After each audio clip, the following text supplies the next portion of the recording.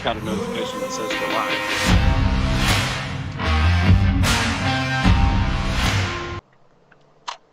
We in fact are live, and that would be why you got the notification. We were just waiting for the intro to finish running. Mostly I was running the intro so I could snack down a little miniature Slim Jim real quick, a little protein in me, because y'all, I ain't been up all, well, no, it's been about 2 hours. Good morning! It's Monday, and well, we're going to talk about some Trump rallies, because MAGA, baby. This weekend, the BFM crew went on the road, and we went and did 2 rallies. And they were 2 very different rallies. And they were both freaking fantastic. Now, the first one was the Macon rally Friday night. And that one, it was Patrick and I went down there. So, it was kind of funny. We got out the door and we got down the road. We were almost to the rally when Patrick said, "Hey man, did you remember to put the camp chairs in the truck?" So we got some of those nice folding camp chairs. It's like, crap. We forgot that. You know what? They're cheap. We stopped, so we went into a Walmart, got some road snacks because we didn't know what the food truck situation was going to look like. Got a big flat of water, and we bought a couple of those camp chairs. Yeah, we each bought a camp chair. Of course, when we got there, Secret Service stopped us at the magnetometer and said, "Nope." So like, well, I have another camp chair. It still hasn't been used, but it's another camp chair. So that'll be on the next set. I got a black one. I think I'll take it and carefully write my name on the back of it with a gold Sharpie like a director's chair. Be entertaining. But we had a hell of a good time at that Trump rally. The 2 rallies were very different. The one on Friday was the president actually spoke at that one. That was a Donald Trump MAGA rally. The one yesterday was in Covington, Georgia, and it was a Trump support rally. So the president wasn't there, but we did have quite a pretty solid guest list. We had Doug Collins was our headliner, and he's a solid cat. I like Doug Collins. I was a little up in the air between Collins and Loeffler. But let's be real. Collins has been actually taking it to him and actively fighting Nadler. And yesterday when Collins was speaking, and he talked about how we need a change because Jerry Nadler's such a terrible, terrible politician. We need a change there. It was all I could do not to shout out, "Yeah, change of pants."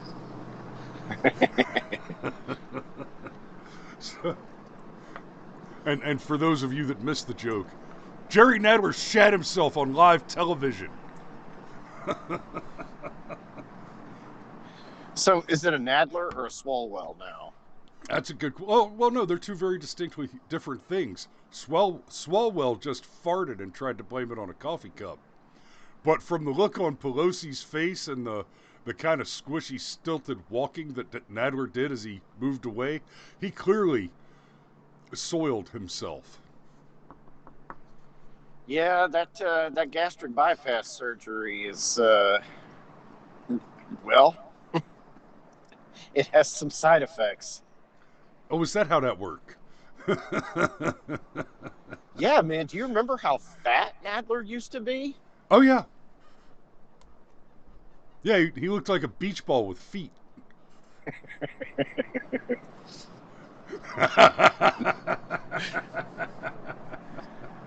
So,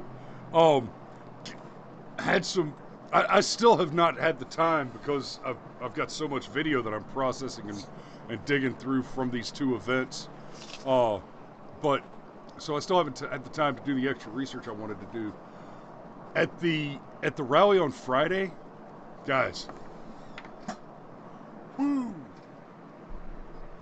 I saw a couple of dudes walking around with shaved heads in orange robes, and I couldn't help myself. Okay, I put my cigarette out and went over and talked to him. And I walked up and I Buddy, I swear to God, as I walked up to him, I thought I was about to be a smartass and ask him if they were Hare Krishna or something. Because I am a student of of religion and the world, and I know that orange robes and a shaved head means either Hare Krishna or Shaolin monk, right? And it's a very particular Shaolin monk, but orange robes, that's Hare Krishna or Shaolin. And I walked up and I mean, being a smartass, like, Hare Krishna, right? And the guys looked at, yeah. Wait,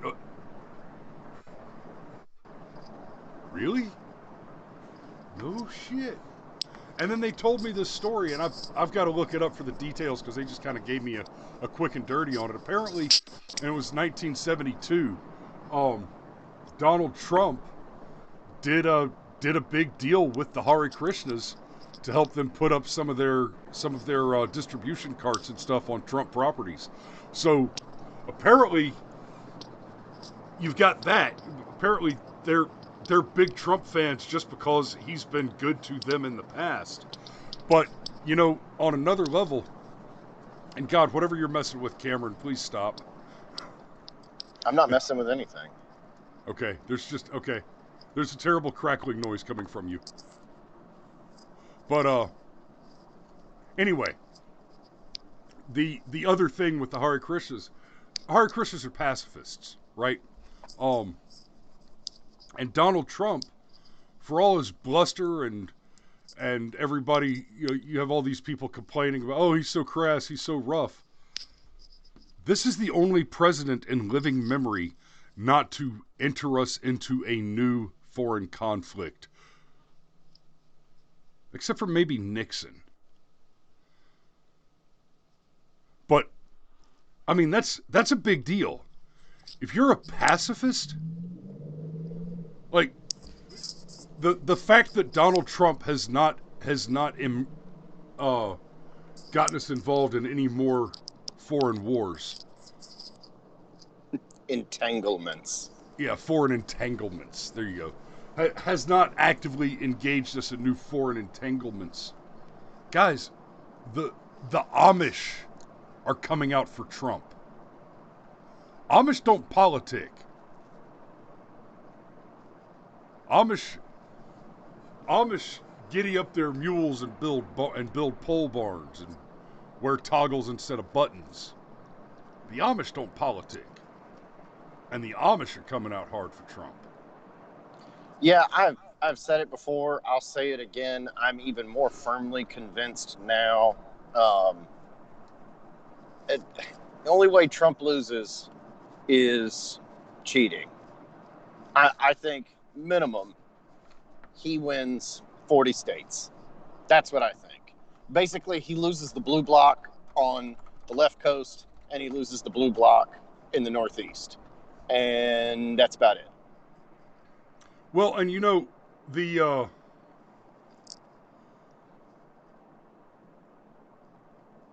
maybe there have been a lot of polls that suggest that Joe Biden is winning, right?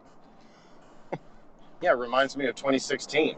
Well, a funny story. Biden camp says even the best polling can be wrong in call to deepen lead. The Biden camp has actually put out a memo, and this is, what is this, TPM, the Talking Points memo, right? But the Biden campaign is actually saying, look, guys, we're not that far ahead. The polls are wrong. Trump can still win this thing. So if the Biden campaign, despite all of the fake press that tries to suggest he's leading, is starting to say, now guys, we really, really, really need you to go out and vote because we're really not leading. We're really not winning. Turns out that the early voting numbers, and we're not talking polls now, we're talking actual counted votes. The early voting numbers are starting to swing to the red in a lot of really important key battleground states. Like, for example, Florida. Yep. And which is shocking. I mean, it's only really shocking because Bloomberg bought a bunch of felons to vote, but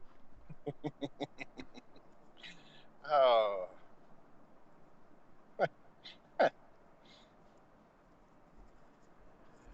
No, look, what's shocking to me is talk about living memory. One of the biggest problems I've always had with early voting is the fact that it seems to skew blue and all of that. It's just, there's a difference between being fair and equitable. Like, some things are just facts. Certain things favor the Democrats, and certain things favor the Republicans. So, disliking a thing because it favors your opponent is not voter suppression. Voter suppression is when you actually try and suppress the vote. Sort of like being a Black Panther and standing outside a polling precinct and threatening to hit people in the head. That's voter suppression. But having rules that say, no, your signature has to match. You have to spell your name right. Yeah, that's not voter suppression. I mean, You have to put your correct address on the document. I mean, ask yourself a serious question. Do you want somebody that can't sign their own name correctly voting? Because I don't. And if that makes me an asshole, then yeah, I mean, yeah. I'm a bit of an elitist, frankly. I don't want somebody who can't sign their own name being over 4. I know, right? But no, it is my absolute sincere belief. I mean, even Quigquag could draw a little fish. Come on. It is my absolute sincere belief that as long as there's no cheating, Donald Trump wins 40 states. Just Krista says, hard no. On the non-signers voting. Hard no. That's my girl. Hey, Zaluska the Slav is here. Okay. That I want to talk about a little bit. So, spelling your name right is racist. Good morning, Lindsay. Okay.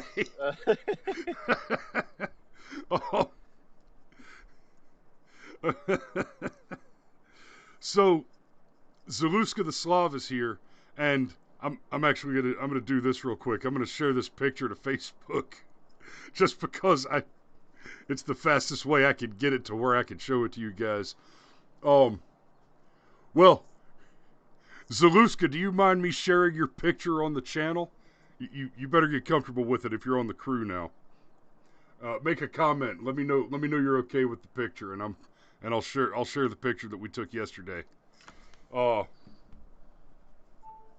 It'll take a minute for the words that I said to get all the way up through the system of tubes. yes. That is Al Gore's internet.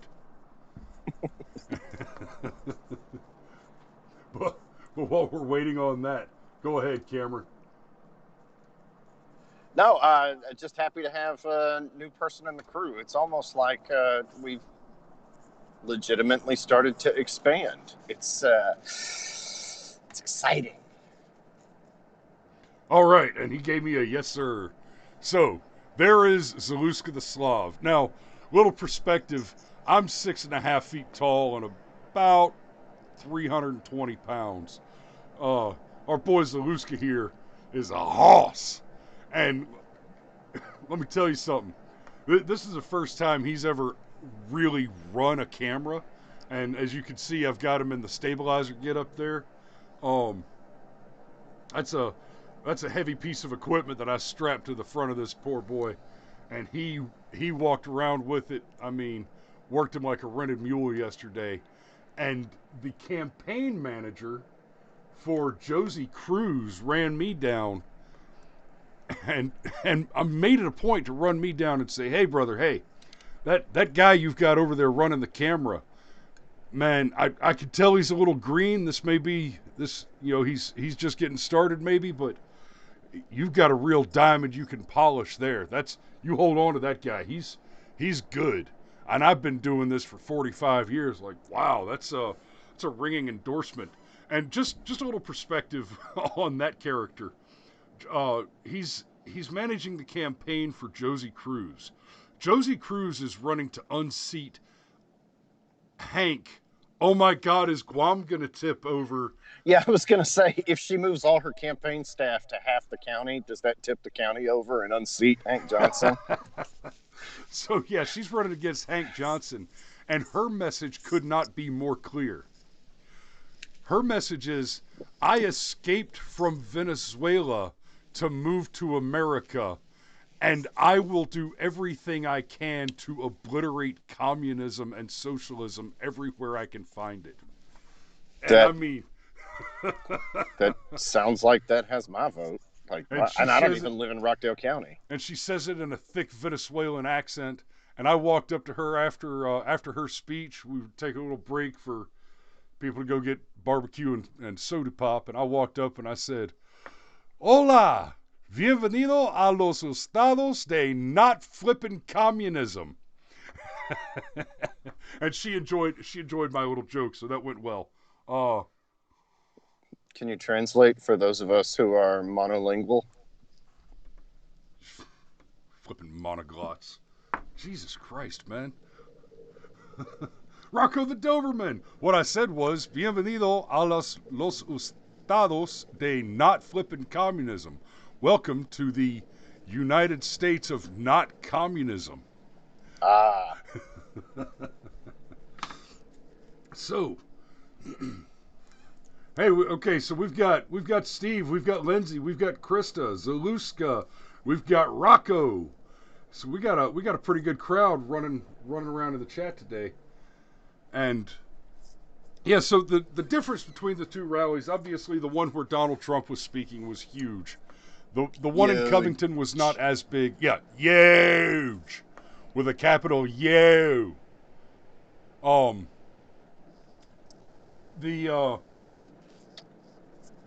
The press tried to say that the Trump rally Friday night in Macon had maybe 1,000 or 1,500 people there, and I think Larry Cox said it best.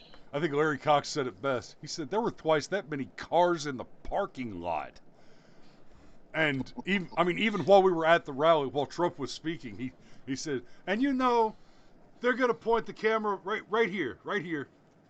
You're going to get real tight right here so that you can't see the people. Then the fake news, the lying media, the fake CNNs, they're not going to turn the camera around and show you the huge crowd behind you.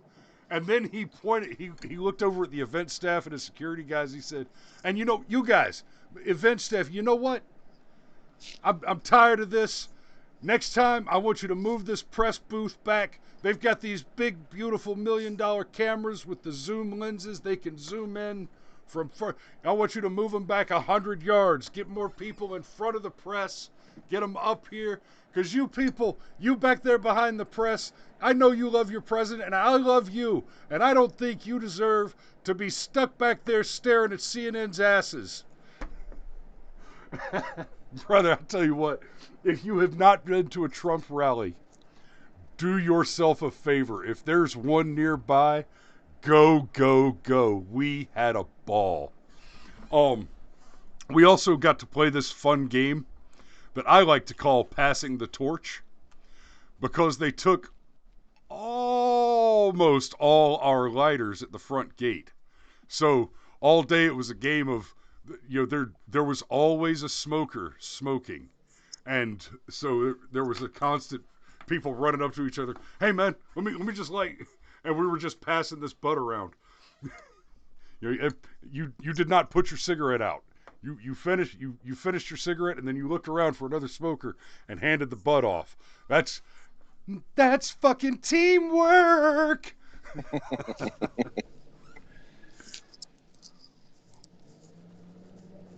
The smaller rally, though, the one in Macon was quite a bit smaller, largely because the president wasn't there. This was... You mean in Covington, but yes. What did I say? Macon. Oh, yeah, I'm sorry. Yeah, the one yesterday, the one on Sunday in Covington was a smaller rally, but it was all about the local politicians. The president wasn't there, but we did talk about him a lot.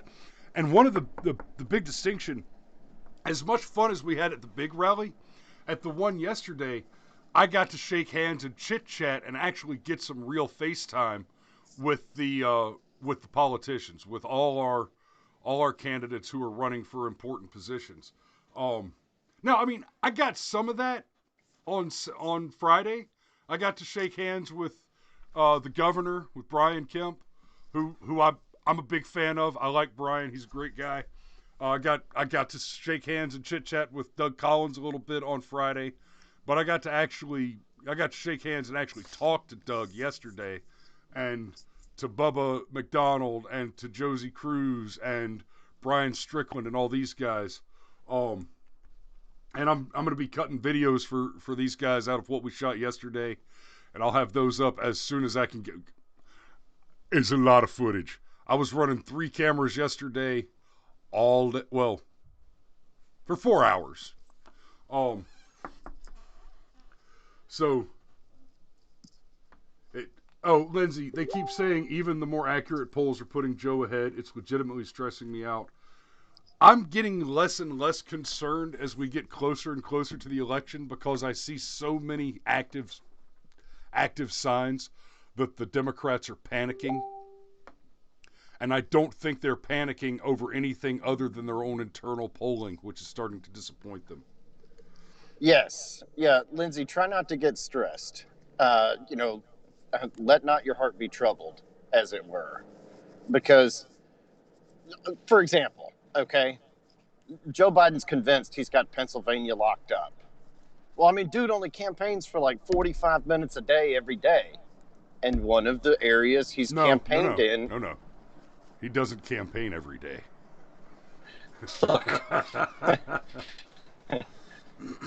The joke would have worked either way.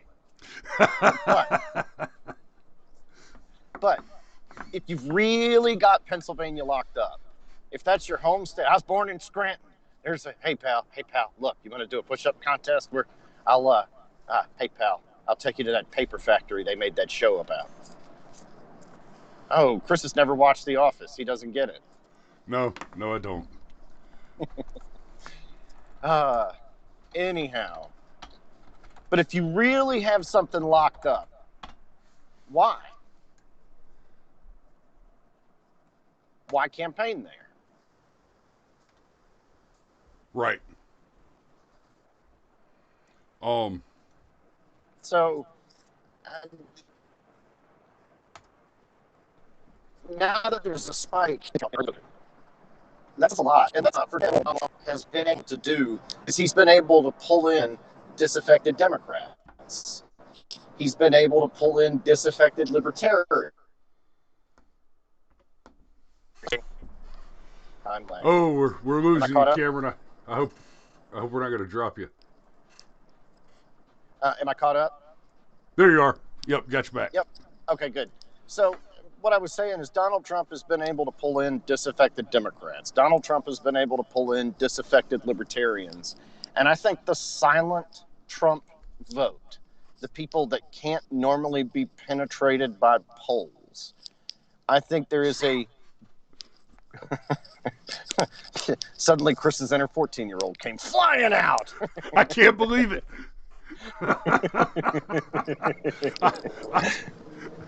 I am not one that resorts to the "that's what she said" jokes, but sometimes it just happens. Sometimes I was significantly less prone to resort to such jokes when I was much younger, and then I spent several years killing bad guys with infantrymen, and you'd hear them say things like, "I'd pee in her butt." So, anyhow,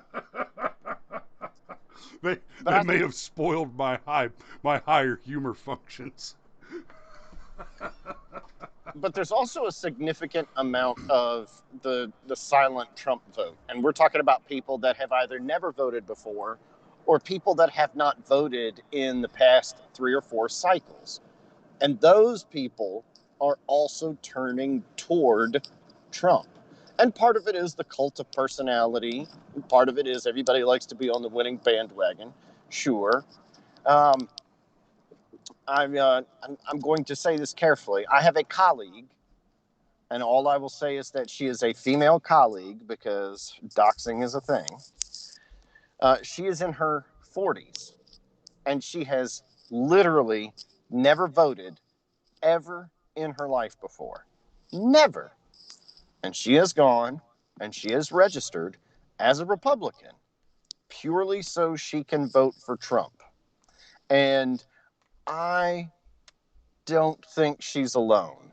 I think there are tens of thousands, if not hundreds of thousands of people just like her. And I've done it before, but I'll do it again. I'll reference myself. I was a real recalcitrant. I was a real hesitant. Golly, English, Cameron. Thank you. Whatever. Yeah, come on, monoglot. You only speak the one language. Do it better. I'm trying. That's why I just chose a different word when I couldn't spit the one out. But I was a real hesitant Trump voter in 2016. And now I'm a completely enthusiastic Trump voter in 2016. And here's one thing you really want to pay attention to in these polls. Some of the polls ask a very interesting question. They ask, who do you think your neighbors are going to vote for? And in that metric, Donald Trump wins in every poll. And I think that says a lot, because there is this bizarre thing that happens where people, they're almost nervous to tell the pollster the truth. And in a day and age of cancel culture and doxing, and you're a kid, you make a GIF where Donald Trump body slams CNN, and all of a sudden CNN's reading your name out on the news, calling you a white supremacist. And let's not even go down the Nick Sandmann hole. People are nervous to tell the truth. It's not folks with Biden signs in their yard that get their house egged. It's people with Trump signs in their yard that get their house egged. Until recently, I had a neighbor who's a Vietnam vet, big Trump guy, and he was going through Trump signs because he put one out, and then something would knock the sign over. I'm and sure. I think that's I think there's a lot of that going on. I think I'm there gonna is build like a recessed machine that just has 50 Trump signs on it with a little automated clicker that somebody can pull over in my yard, run it over, and a new one just pops right up in its place. I just envisioned like something a Trump sign magazine. Every now and then, I just have to go out to the yard, reload the magazine, and cock it. So, if the polls are stressing you out, actually chew into them. Look at the sample size. Look at the length of time in which the poll was conducted. Look at the area of the country in which the poll was conducted. Look at the difference between, and this is huge, okay? They're pulling this trick with registered voters and likely voters. Well, likely voters are the ones that are going to decide the election. And if you're looking at a poll and it says among registered voters, well, that's another one that the Democrats usually win. But the likely voter polling usually is far more accurate, not always. And part of what they're trying to do is they're basically recreating the models that they had with Obama. But I never thought I'd see two presidential phenomena so close together, where you have this massive cult of personality just come in and single-handedly change the face of American politics. But good Lord, it's happened 2 presidents in a row. And you just can't use the same measuring stick for Donald Trump that you used for Barack Obama. You can't. They're not the same in any way, apart from the fact that they've both been presidents. So try not to let it stress you out. Really chew into it. Look at like, for example, if you skew your poll 10% more toward Democrats, well, yeah, Democrats are going to win that poll. Yep. And real quick, So Krista just said, I don't know how anyone could vote for someone running on raising taxes. Krista, nobody votes for someone who's running on raising taxes. The people who are going to vote for Joe Biden with the expectation that he raises taxes are people who don't pay taxes.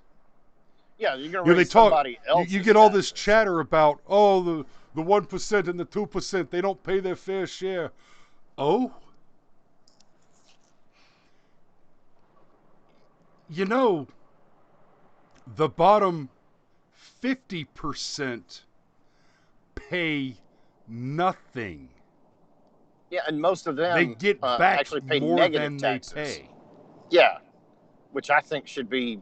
And right, so when they vote for a president that says he's going to raise your taxes, they're not voting for a tax increase. They're voting for a pay increase.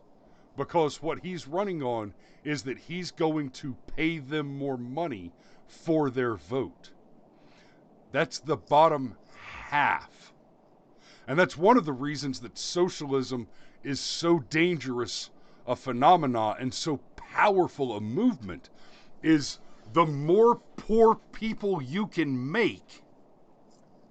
And socialism does one thing very, very well.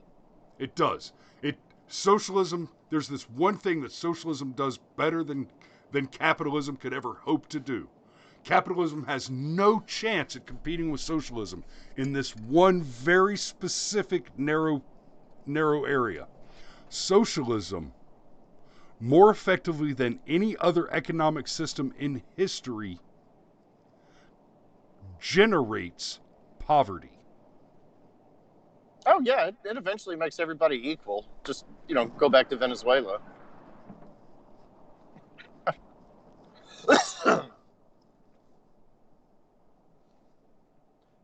So yeah, Hang on. long story short. What? Okay, Ada Cox just popped in and says, I'm late. Dude on Trump Tower just gave up. Been watching him all night. His little Asian gonads will need medical attention from hanging in harness for almost 14 hours. After that, send him home. Say what? I need some clarification. What are we talking about? What? Can you just reread that sentence? Ada Cox says, I'm late. Dude on Trump Tower just gave up. Been watching him all night. His little Asian gonads will need medical attention from hanging in harness for almost 14 hours. After that, send him home. Okay, I'm pulling it up. Let's see what we got. I didn't know about this. Oh, piss off. A man suspended himself from the 16th floor landing of downtown Chicago's Trump International Hotel and Tower around 5:30 p.m. Sunday, and he remained there past 5:30 Monday morning, authorities said. What? Man, Chicago in November, overnight, 16 floors up? Does he have frostbite? SWAT and Chicago Fire Department responded to a call of a man threatening to kill himself at Trump Tower in near North neighborhood. According to Chicago police, the man was hanging by a rope several feet below the ledge to the right side of the Trump sign on the tower. Yep, there he is. It's hard to see it's a tight picture, but wow. In the video, he demands to talk to President Trump or the media. If not, he will cut the rope. Chicago police could not immediately confirm if the video was of the man or provide any further details on the negotiation efforts. Around 11 p.m., several motorists pulled over on Michigan Avenue with their hazard lights on to walk onto Wacker Drive. That's the place to do it. Oh. Choose your words carefully, for they may be indeed. After 8 hours of negotiations, every effort is being made to bring a positive conclusion to the situation, a Chicago police spokesman wrote in a tweet posted about 1:30 a.m. Wow! Okay. So, Well, Ada, I wouldn't have known about that. I wouldn't have known about that for a little while if you hadn't mentioned it. Okay, there's one more thing that I want to talk about from the Macon rally. No, damn it, there's two more things. So before I get to the close, I'm going to close on the real funny. But I got to meet a lot of interesting people Friday night, and some of these meetings have already turned into developing professional and commercial relationships that we get to talk about more and more in the future offline, Cameron. But I met Melina Wisecup from NTD News, which is a sister company to the Epoch Times. We had a pretty good conversation, and so I met her in Macon on Friday, and at that point I told her about the rally that we were doing Sunday, and so she was there Sunday as well. If it hadn't been for Melina from New York with her NTD Epoch Times camera, I'd have been the only press at the event. Now, Alex McDonald was there from Politek, but he wasn't there as press. He was there hosting the event. DJ Scotty from Just4Fun Radio was there, but he wasn't there as press. He was there DJing the event. And I showed up with my cameras and my gorilla of a new cameraman, not expecting to be the only guy running cameras all day. And it still went just fantastic. We had a great day, had a good time, got plenty of good footage, and we streamed it live on Facebook. Hey Cameron, I'm getting a lot of road noise from you. Can you mute yourself?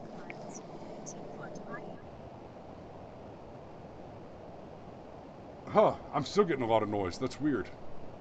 That must be, it must be interference then. Anyway, where was I? Oh, so she was there, and she was getting interviews with all the politicians. I didn't get to do interviews because I was actually on the stage running cameras for the presentations. So I kind of missed out there a little bit. Krista says she loves NTD. I hate to admit it, honestly, I wasn't even familiar with them until I met Melina on Friday, and then I've looked into them a bit since then. And yes, she is definitely a Red Hat girl, and they're part of the Epoch Times family. Definitely our kind of people. And then let me close on this. I want to talk about two stories about the same event, about the same activity. So here's The Guardian. Captain COVID, crowd surfing Democrat tries to stir black support for Trump. I hate to admit it, Patrick and I tried to beat the traffic out of the Trump rally. So we just missed this happening. And buddy, if we hadn't left early, we would have been in close enough that we'd have had hands on Vernon moving him around. And to be clear, I was not planning on going to this rally. I had not planned on going to this rally until Patrick called and told me that Vernon had asked that we go.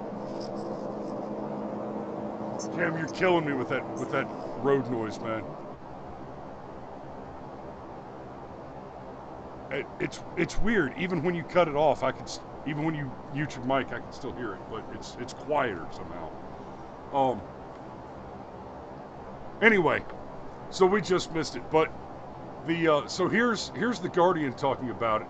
Vernon Jones, a black Democratic state rep from Georgia, crossed party lines to deliver a passionate endorsement of Donald Trump at the Republican National Convention. The party greeted him like a rock star. Now comes evidence the label has gone to his head. At a Trump rally in Macon, Georgia on Friday night, Jones launched arguably the most ill-advised and dangerous crowd surf since the electro dance legend Steve Aoki broke a concert-goer's neck in Dingy. I think Dingy was supposed to have been capitalized there. And of course you get this thumbs raised and not wearing a mask. He's not COVID positive. Let me remind you, the mask is there to protect other people from you when you are sick.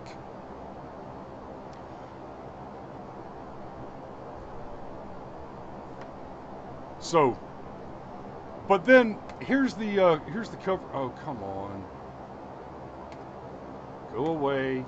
There we go. Black Democrat Rep Vernon Jones crowd surfs at MAGA rally treated like hero. This is from WeLoveTrump.com. Georgia Democrat Vernon Jones was treated like a hero at Trump's Macon rally. President Trump appeared in Macon for a massive MAGA rally that drew thousands of voters. For real, it was upwards of 4,500, 5,000 people there. It was a huge crowd. Vernon Jones, an outspoken Democrat who supports President Trump, showed up. The crowd recognized him and treated him like a hero. He then began crowd surfing through the rally, which is fantastic. Okay, and so, guys, I'm liking Vernon Jones more and more. The more I see of him in the news, the more I talk to him. I like this guy. He's a trip. But, and you know, I'm going to give him a hard time about having been a Democrat most of his life, just like Ronald Reagan said when asked, "Do you feel responsible for any of the current problems the United States faces?" And Reagan said, "Well, yes, after all, for many years, I was a Democrat."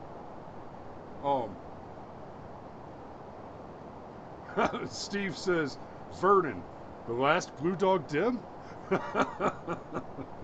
So, all right, and I think that's our show for today. Cameron, do you have anything else to close us out on? I still want to, at some point in time, get back to the censorship of the crack rock. Yeah, that's got to be its own whole. It's later. Yeah, that's what they call in the radio business is a tease. Tease. Brown chicken, brown cow. All right. Well, guys, thanks for tuning in. Make sure you like, share, and subscribe, especially share. I want to see the subscriber numbers pump up, but I'll get more subscribers out of you sharing than I will out of you subscribing. I still want your subscribe, but just like when I was selling insurance, I'm actually more interested in talking to your friends than I am in selling you a policy. Yes. Yeah, no, really. If I meet with you and what you do is give me your phone book, okay, that's a good meeting. Yep. All right, we love you guys, and we'll see you tomorrow, if not later today. Who knows? Could be crazy. And we'll talk to you then. Be good out there. All right. Be safe. Bye-bye.